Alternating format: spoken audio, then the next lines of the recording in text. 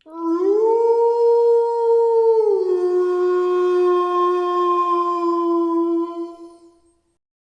Friends, ఇంకొక కొత్త horror స్టోరీతో మీ ముందుకు వచ్చేసాను. ఈ స్టోరీ చాలా ఇంట్రెస్టింగ్గా ఉంటుంది.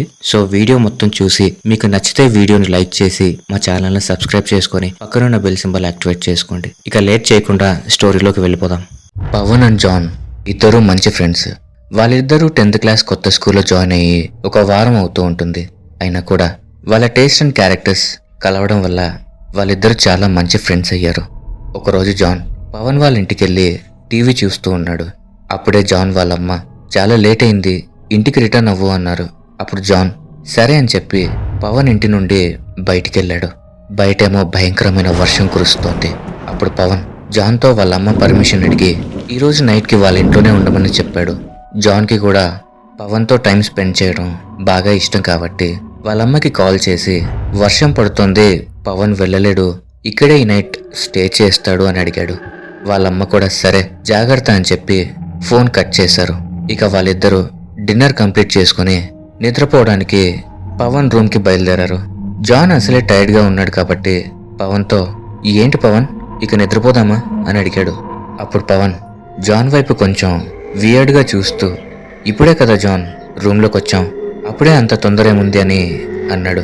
అప్పుడు జాన్ మరేం చేద్దామని అడిగితే పవన్ జాన్ని చూస్తూ మనం ఒక గేమ్ ఆడదాం అన్నాడు. ఆ గేమ్ ఏంటంటే మనమిద్దరం ఒకరికొకరు హర్రర్ స్టోరీస్ చెప్పుకోవాలి. ఎవరైతే ముందుగా భయపడతాడో వాడు ఓడిపోయినట్టు అని పవన్ చెప్తాడు. కానీ జాన్కేమో ఈ ఐడియా అస్సలు నచ్చలేదు. ఎందుకంటే తనకి చిన్నప్పటి నుండి ఇలాంటి హర్రర్ స్టోరీస్ అంటే చాలా భయం. అందుకు జాన్ వద్దు పవన్, నాకు నిద్ర వస్తోంది, నేను నిద్రపోతాను అన్నాడు. అప్పుడు పవన్ ఏం భయపడ్డావా జాన్ అని జాన్ని వెక్కిరించాడు. అందుకు జాన్ కోపంగా సరే కానీ పవన్ స్టార్ట్ చేద్దాం అన్నాడు. అందుకు పవన్ సరే జాన్, నువ్వు మా ఇంటికి వచ్చావు కాబట్టి ఫస్ట్ నువ్వే స్టోరీని స్టార్ట్ చేయి అని అన్నాడు పవన్. అప్పుడు జాన్ పవన్ వైపు జరిగి సరే నేనే స్టార్ట్ చేస్తాను అని అన్నాడు. పవన్ నువ్వు దయ్యాలు ఉన్నాయో లేవో నమ్ముతావో లేవో నాకు తెలీదు, కానీ ఒక 2 సంవత్సరాలకు ముందు మా మామయ్య ఒక భయంకరమైన కథని నాకు చెప్పాడు. ఆ స్టోరీ విన్నాక నేను నిజంగానే దయ్యాలున్నాయని నమ్మడం స్టార్ట్ చేశాను. పవన్ అసలు భయపడుతున్నాడా లేదా అని జాన్ అలా చూస్తూ ఉన్నాడు. పవన్ అస్సలు మొహంలో ఎలాంటి ఎక్స్ప్రెషన్ లేకుండా జాన్ వైపే చూస్తూ ఉన్నాడు. జాన్ మళ్ళీ ఇలా కంటిన్యూ చేశాడు. పవన్ మనం ఇప్పుడున్న టౌన్లోనే 10 సంవత్సరాలకు ముందు ఒక ఫ్యామిలీ ఉండేవారు. వైఫ్ అండ్ హస్బెండ్, వాళ్ళకి 2 పిల్లలు. ఒకరోజు ఏమైందో తెలియదు కానీ ఆ 2 పిల్లల్లో ఒకరికి యాక్సిడెంట్ అయ్యి చనిపోయాడు.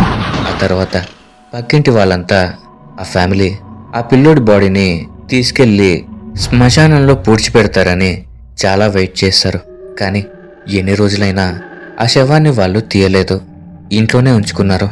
నేబర్స్ ఇంట్లోకి అలానే ఆ చుట్టుపక్కలంతా ఆ బాడీ వల్ల చాలా చెడ్డ వాసన స్ప్రెడ్ అయింది. అక్కడ ఉండే నేబర్స్కి ఆ ఫ్యామిలీ మీద కొంచెం డౌట్ ఎక్కువైంది. వాళ్ళందరూ ఈ సిచ్యువేషన్ గురించి పోలీసులకి ఇన్ఫార్మ్ చేశారు. దాని తర్వాత పోలీస్ ఆ చుట్టుపక్కల వారు ఆ ఇంటికి వచ్చి మొత్తం చెక్ చేసి చూస్తే అక్కడ జరిగింది చూసి వాళ్ళ రోమాలు భయంతో నిక్కబొడుచుకున్నాయి.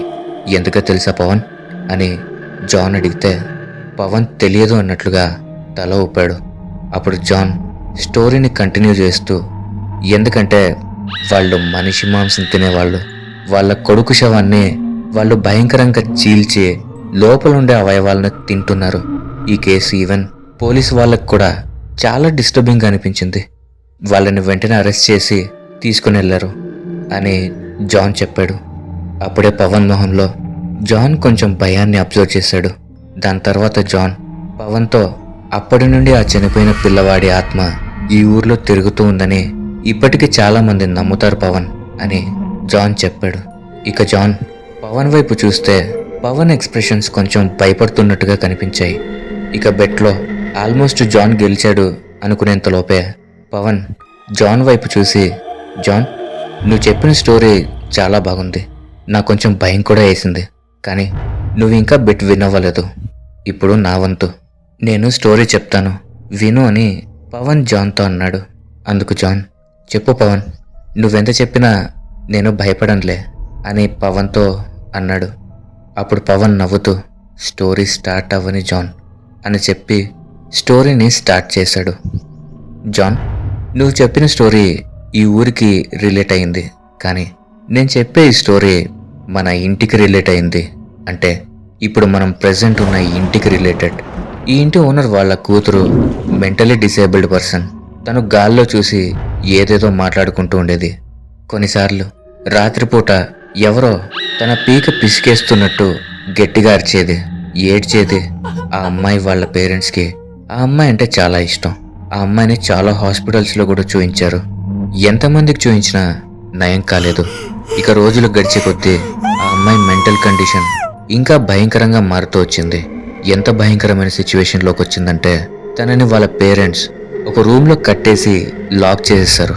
ఆ రూమ్లో నుండి ఆ అమ్మాయి అరుపులు, ఏడుపులు బయటికి వస్తూ ఉంటే ఆ అమ్మాయి పేరెంట్స్కి కూడా అసలు నిద్ర ఉండేది కాదు. వాళ్ళు కూడా ఏడ్చుకుంటూ ఉండేవారు.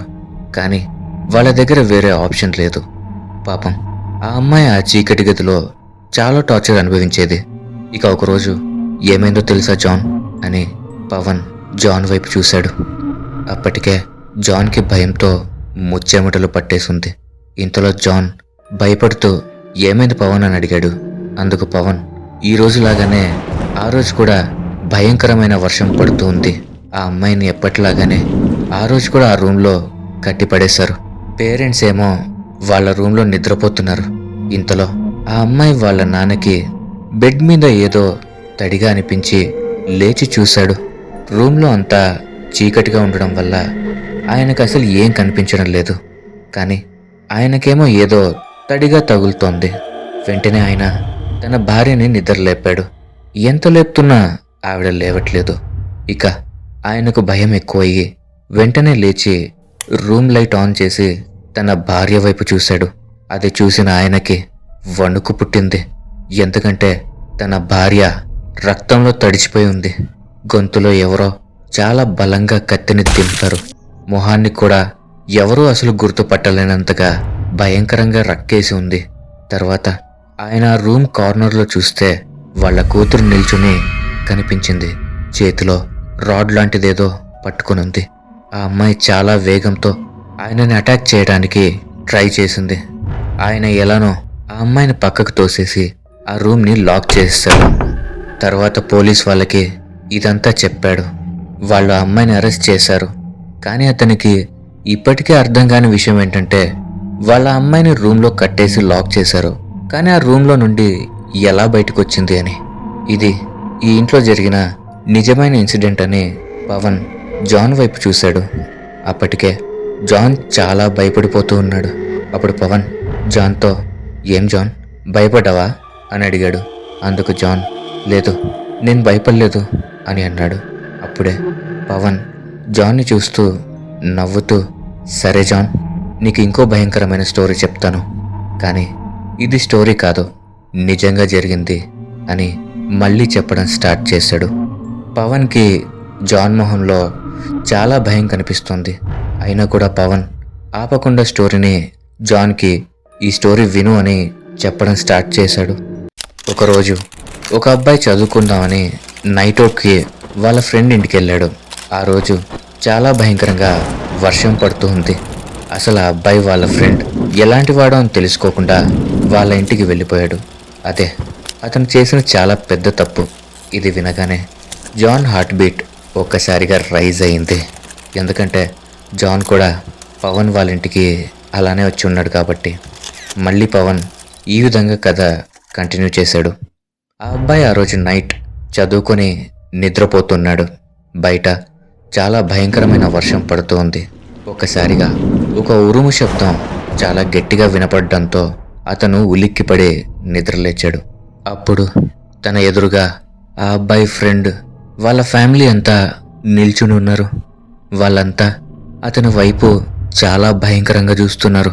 ఆ అబ్బాయి వాళ్ళని చూసి, ఏంటంకుల్ ఇక్కడున్నారు, ఏమైందంటే అని వాళ్ళని అడిగితే వాళ్ళేమో అసలేం రెస్పాన్స్ లేకుండా అలానే అతన్ని చూస్తూ ఉన్నారు. అప్పుడు తన పక్కనే తన ఫ్రెండ్ అనుకున్న అబ్బాయి ఒక కత్తిని వేగంగా ఆ అబ్బాయి గుండెల్లో పొడి చేశాడు. అక్కడికక్కడే ఆ అబ్బాయి చనిపోయాడు. ఇక ఆ ఫ్రెండ్ అనుకున్న ఆ అబ్బాయి వాళ్ళ ఫ్యామిలీ అంతా కలిసి క్రూర మృగాల్లా మీద పడి ఆ అబ్బాయి బాడీని అతి కిరాతకంగా తినేశారు. ఆ అబ్బాయిలో ఒక ఎముకలు తప్ప ఇంకేం మిగల్లేదు అని పవన్ జాన్తో చెప్పాడు. అప్పుడు జాన్ భయపడుతూ మరి తర్వాత రోజు ఆ అబ్బాయి కోసం వాళ్ళ పేరెంట్స్ కానీ పోలీస్ కానీ చెక్ చేయలేదా అని పవన్ని అడిగాడు. అందుకు పవన్ అసలు ఆ ఇల్లు వాళ్ళదైతే కదా, వాళ్ళు ర్యాండమ్గా ఏదో ఒక ఇంట్లోకి దూరుతారు, ఆ ఇంట్లో వాళ్ళందరినీ చంపి తినేసి వాళ్ళ అబ్బాయిని లోకల్లో ఉన్న ఏదో ఒక స్కూల్కి పంపిస్తారు. వాళ్ళ కొడుకేమో క్లాస్లో ఉన్న ఎవరినో ఒకరిని ఫ్రెండ్గా చేసుకుంటాడు. తర్వాత ఇంటికి నైట్ స్టడీస్ అని పిలిచి ఆ ఫ్యామిలీ చంపి తినేస్తారు. వాళ్ళు క్యానిబల్స్, అంటే మనిషి మాంసానికి అలవాటు పడిన నరమాంస భక్షకులు అని పవన్ చెప్తాడు. పవన్ చెప్పిన స్టోరీ ప్రకారం ఈ స్టోరీలో ఉన్నట్లే పవన్ వాళ్ళ ఫ్యామిలీ కాదు కదా, జాన్ని చంపి తినేరు కదా అని ఆలోచిస్తున్న జాన్ మొహాన్ని గమనించిన పవన్, జాన్ నువ్వేం భయపడకు, నేను ఇదంతా న్యూస్లో చూశాను. న్యూస్లో ప్రెజెంట్ ఇది మన ఊర్లోనే జరుగుతున్నట్టు చెప్పారు. చిన్న పిల్లల్ని ట్రాప్ చేసి చంపేస్తున్నారు జాన్. అదే నీకు స్టోరీ లాగా చెప్పాను. నేను తినేయనులే, ఊరికే నిన్ను భయపెట్టడానికి అలా చెప్పాను అని పవన్ జాన్కి చెప్పాడు. కానీ జాన్ ఏమో సైలెంట్గా ఉన్నాడు. పవన్ మళ్ళీ ఏమైంది జాన్ అని అడిగితే జాన్ ఇలా చెప్పాడు, ఆ న్యూస్లో కొన్ని తప్పులున్నాయి. ఆ క్యానిబల్స్ ఇంకో దారిని కూడా వాడతారు. అదేంటంటే వాళ్ళ కొడుకుని వేరే వాళ్ళ ఇంటికి నైట్ అవుట్ అని పంపిస్తారు. దాని తర్వాత వీళ్ళే వాళ్ళ ఇంటికి వెళ్ళి వాళ్ళందరినీ చంపి తినేస్తారు అని జాన్ చెప్తాడు. ఇది విన్నాక పవన్కి భయం మొదలైంది. ఇక పవన్ జాన్ వైపు ఇంకా శ్రద్ధగా చూస్తూ ఉంటాడు. అప్పుడు జాన్ పవన్ని చూస్తూ నవ్వుతూ ఉంటాడు. మా పేరెంట్స్ ఇప్పుడు మీ ఇంట్లోనే ఉన్నారు పవన్ అని విచిత్రమైన నవ్వుతో జాన్ చెప్తాడు. అప్పటి వరకు న్యూస్లో వచ్చిన టౌన్లో ఉండే క్యానిబల్స్ న్యూస్ జాన్ వాళ్ళ ఫ్యామిలీదే. ఓకే ఫ్రెండ్స్, ఈ స్టోరీ కనుక మీకు నచ్చినట్లయితే ఖచ్చితంగా ఈ వీడియోని ఒక లైక్ చేసి మీ అభిప్రాయాలను కామెంట్ చేసి మీ స్నేహితులు మరియు బంధువులతో షేర్ చేసుకోండి. అలాగే మా ఛానల్ని సబ్స్క్రైబ్ చేసుకొని పక్కనున్న బెల్ సింబల్ని యాక్టివేట్ చేసుకోండి. Thanks for watching.